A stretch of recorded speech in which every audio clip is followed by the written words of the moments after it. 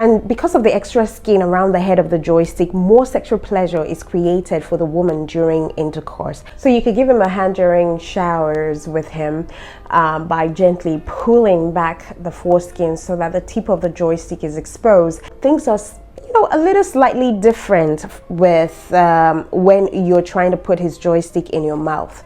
All right, at least in the beginning when he's not fully standing at attention, you know what I mean? So for women who don't lubricate very well, they may have like much less discomfort making love with a man who is uncircumcised. And this is to tell us that men who have their foreskin intact require far less lubricants than men who don't who are circumcised, who don't have their foreskin.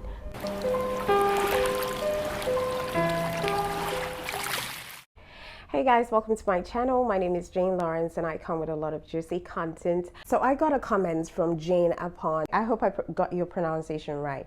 Now she was asking me to do a video on, the whole circumcised versus uncircumcised, pros and cons, whether the experience is different for women or pretty much the same when having sex with either of the two. All right, and that's what I'm going to do right away. Now, I had to do my research more on the uncircumcised because I think that the percentage of men that are uncircumcised are few based on social, cultural, religious norms and belief systems in certain regions. So it was quite fascinating for me to wrap my head around this question and ask some of my friends too. Of course, in general, we know that for the circumcised man, the most sensitive part of the joystick is his frenulum. That's the most sensitive part of the male organ. And that frenulum is a part of the whole foreskin that was being cut off, during circumcision. What this tells you is that there would be more sensitivity with the uncircumcised man just because there are lots of nerve endings underneath the foreskin that's untouched and, uncut, as it were. When the man is erect, the foreskin moves well enough to reveal the head of the joystick. And because of the extra skin around the head of the joystick, more sexual pleasure is created for the woman during intercourse. And this is why. Unlike the circumcised joystick that can cause sometimes micro tearing, especially when the woman is dry and not fully lubricated. With the uncircumcised, the woman experiences less abrasion or tearing or dryness because the natural lubrication produced by both parties seem to collect underneath the foreskin. The foreskin is like a pocket. All right, so while he's thrusting in and out, it's collecting underneath the foreskin, and this makes things more wet down there during intercourse with an uncircumcised man. Now, that's one of the advantages of having that foreskin, or that's one of the advantages of a woman having sex with a man who still has his foreskin intact. But things are a little slightly different with when you're trying to put his joystick in your mouth. All right, at least in the beginning when he's not fully standing at attention, you know what I mean? It almost feels like there are lots of things happening down there. So before he's erect, you could rub your fingers underneath the foreskin for added stimulation. And as soon as he gets erect, the foreskin will get a little tightened up around the enclosed joystick. Remember that the joystick is just buried inside the foreskin. And so once you arouse him, the joystick, expands or engorges with blood, and that just tightens up. You just observe that the foreskin tightens up around the joystick, and you will notice that it will become a little firmer in your mouth. But if you tend to get a dry mouth during oral, well, I believe that a trapped saliva and his natural lubrication should help because it will be trapped alongside the foreskin. So more or less, that foreskin is good for reserving lubricant. It's like a pocket, like I said earlier. And whether it feels different Well, of course, it looks different. From the look of it, it looks different with, extra skin hanging around. Intercourse with an uncircumcised guy will feel different for some women, especially if those women have been with circumcised men all their lives. But according to some research, women are 3 times more likely to have pain with circumcised men, mainly due to lack of lubrication. That's not the case for a guy with his complete foreskin. But then again, his uncircumcised member can also enhance your overall pleasure in the bedroom because his foreskin can fold and just bunch up around the base of his joystick, thereby creating extra friction, especially around your powerhouse. By now you know what I mean by powerhouse. Powerhouse, especially for those who are new, is the clit. All right, so peradventure he's so fleshy down there, so much so that he's rubbing against your powerhouse, then any woman in that circumstance can have an increased chance of reaching her climax from intercourse with an uncircumcised man. And also putting into consideration that the foreskin acts as a reservoir for lubricant, thereby causing it to be frictionless in movement. The sensation for the woman will be way more intense than that of the circumcised men. And also, I found a study from Denmark that says that women with circumcised spouses were twice as much likely to report dissatisfaction with intercourse than those with uncircumcised hubby. And this is because the foreskin can be a tool for pleasure. And then again, the uncircumcised joystick is much glossier with a more velvety feel to it. So for women who don't lubricate very well, they may have much less discomfort making love with a man who is uncircumcised. And this is to tell us that men who have their foreskin intact require far less lubricants than men who are circumcised, who don't have their foreskin. Do you get during intercourse, since the foreskin around the joystick is naturally sleeker. So at the end of the day, I think that lovemaking with an uncircumcised man isn't all that different from sex with a circumcised man. Everything pretty much works the same and it goes into the same place. But then again, there is an extra perk, and that perk is the foreskin.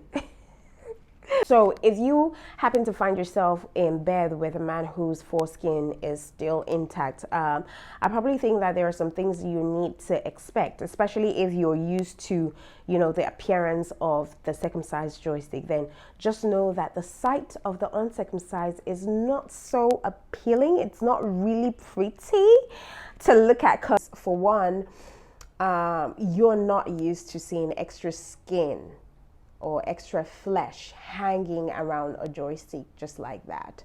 And secondly, the foreskin makes it look extra big even when it's flaccid. So you may like it or you may be scared at the sight of it, And then again, there's also a risk of you getting infection, especially if the man does not truly know how to take care of his foreskin or his joystick or his private area. You know why? Because researchers have discovered that men who were circumcised as part of a study had a little over 30% less bacteria on their joystick than those who remained uncircumcised 1 year after the study began.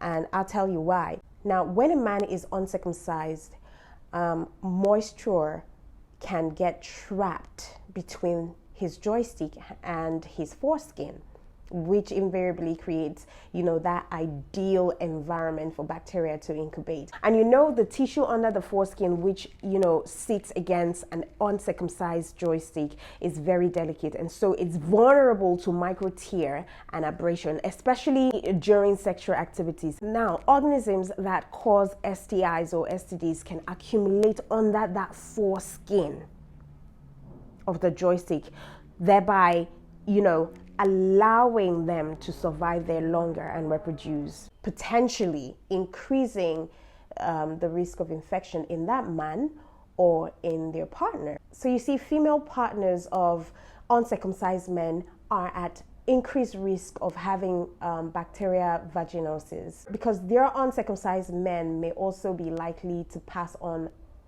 that infection or any kind of infection, including yeast, urinary tract infection, and other sexually transmitted diseases, particularly HPV and HIV, since the foreskin contains more of the cells that are targeted by HIV virus. So that's that for that. Now, one of the cons is that you could also see a case of him having a dirty groin. His groin area might look dirty if he's not the type that takes his personal hygiene seriously. And honestly, it can be pretty difficult to keep an uncircumcised joystick fresh 100% of the time. Although most men make a task out of it, most men who are uncircumcised do a very good job cleaning, below the foreskin. I think it's more or less like a task for them. So while it's very important to have a bath to keep that region squeaky clean, uncircumcised men and really need to take an extra step every day to keep that place clean in order to keep away bacteria from building a community between their foreskin and the joyskin. And if you're a woman who is with an uncircumcised man and you're wondering if he really keeps this package squeaky clean, well, I don't think that should be a problem. You don't need to worry about it. It's just basically easy peasy. All you just need to do is have a hot shower together with him all the time if you can. So you could give him a hand during showers with him by gently pulling back the foreskin so that the tip of the joystick is exposed, and then you could clean both the joystick and the foreskin, all right, with mild unscented soap and water. And when you get out of the shower, make sure to dry the joystick and the foreskin underneath. Dry it completely, okay? Then lastly, there is, always going to be, the problem of wearing condom easily, because the foreskin just keeps the condom from sliding up, or worse still, it may even fall off. So there is a reason why you aren't supposed to put on a condom, especially when the joystick is not generally at full attention. But before you put on the condom, make sure that he's not just only erect, but then again, the foreskin covering part of the joystick is gently pulled backwards so that you could expose the joystick and then wear the condom. And this will also give him, heightened sensitivity, since more of the joystick is exposed to contact. Okay, great. That's it. So I hope this was sort of comprehensive enough for you, Janet, and that I did justice to this topic. All right. So, but then again, if you are watching this video and you have questions that you need answers to, all you need to do is just put it in the comment section and I would see it and come here and talk about it, because it also gives me idea on what you guys love watching and want to listen to. Okay then, thanks for watching. Don't you forget to subscribe, hit the notification bell, share with your friends and families, and I'll see you when I come back.